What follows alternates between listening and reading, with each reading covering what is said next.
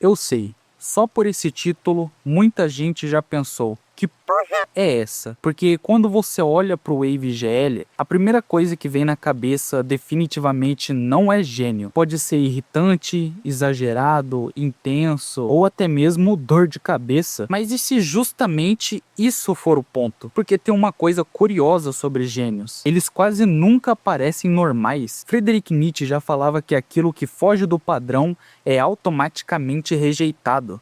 E às vezes, não é porque tá errado, é porque é diferente demais para ser entendido de primeira. Arthur Schopenhauer dizia que toda a verdade passa por 3 estágios. Primeiro, ela é ridicularizada, depois é violentamente rejeitada e só então aceita como óbvia. E quando você começa a observar o Wave com um pouco mais de calma, algumas coisas começam a fazer um sentido meio estranho, mas fazem. Por exemplo, a obsessão dele com comunicação. Ele exige que as pessoas respondam o mais rápido possível, direto, sem enrolação, sem mas. Só um ok ou até mesmo um entendido. E isso pode parecer só grosseria, mas pensa bem, isso é eficiência pura. Blaise Pascal uma vez disse: "Eu escreveria uma carta menor, mas não tive tempo." Ou seja, ser direto é difícil, ser claro é difícil, e o Wave exige isso o tempo todo.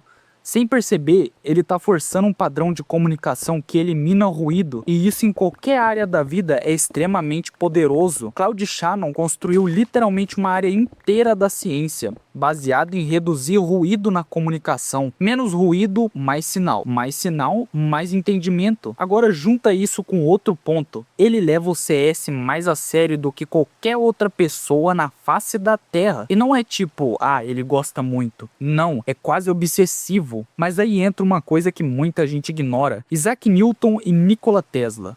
Esses caras não eram equilibrados, eles eram obcecados. Totalmente. Newton passou anos isolado, mergulhando em cálculos que ninguém entendia. Tesla visualizava máquinas inteiras na mente, antes mesmo de existirem. E agora vê o ponto mais interessante. Thomas Edison testou mais de 1000 variações para criar algo que muita gente na época achava inútil: uma lâmpada funcional. Luz elétrica era para muitos uma ideia meio irrelevante, até deixar de ser, porque para você ir além, você precisa ir fundo, muito fundo, num nível que pareça exagero para quem tá de fora.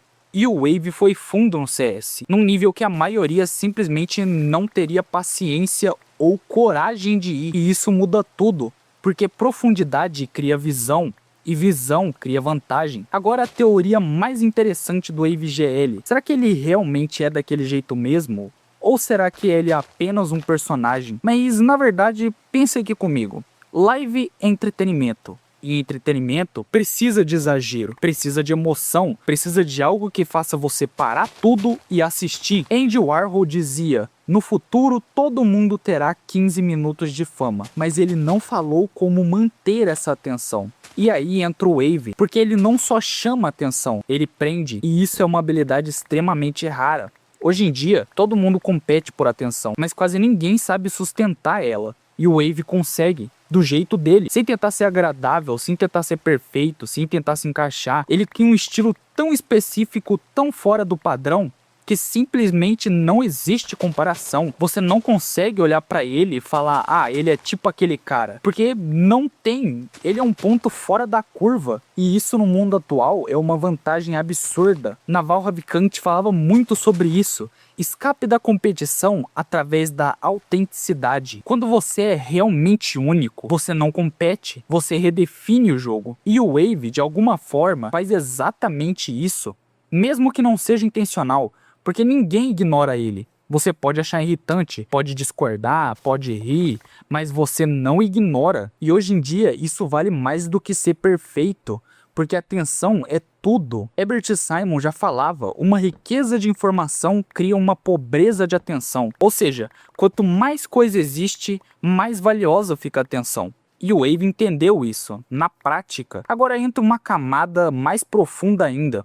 Mesmo com problema na lombar, mesmo já não estando no auge físico, ele continua. E mais do que isso, ele ensina, ele passa o conhecimento adiante. E o motivo disso é muito mais interessante do que parece. porque ele realmente acredita que o CS é uma das maiores invenções da humanidade. E pode parecer exagero, mas pensa bem, quantas coisas existem que juntam estratégia, reflexo, trabalho em equipe, tomada de decisão em milissegundos em um único lugar. Johann Huizinga defendia que o jogo é uma das bases da civilização. Não é só entretenimento, é estrutura, é aprendizado, é simulação da realidade. E o Wave enxerga isso. Ele vê valor, onde muita gente só vê jogo. E isso é muito parecido com o que Sócrates fazia. Ele via profundidade, onde as pessoas viam superficialidade. E isso separa quem só vive de quem realmente observa. Agora, junto tudo isso, comunicação direta, obsessão, intensidade, capacidade absurda de prender atenção, originalidade fora da curva, visão de valor onde ninguém vê, e aí você começa a pensar, como assim tudo isso se encaixa? E talvez essa seja a parte mais interessante, porque o Wave pode não ser um gênio no sentido clássico, mas ele opera de uma forma que bate com vários padrões de pessoas que foram. Carl Jung dizia que aquilo que você resiste, persiste, e talvez o incômodo que o Wave causa não seja só sobre ele, mas sobre o fato de que ele quebra padrões que as pessoas estão acostumadas demais para questionar. E isso incomoda muito. E isso não significa que tudo que ele faz é certo, mas significa que talvez tem mais coisa ali do que parece.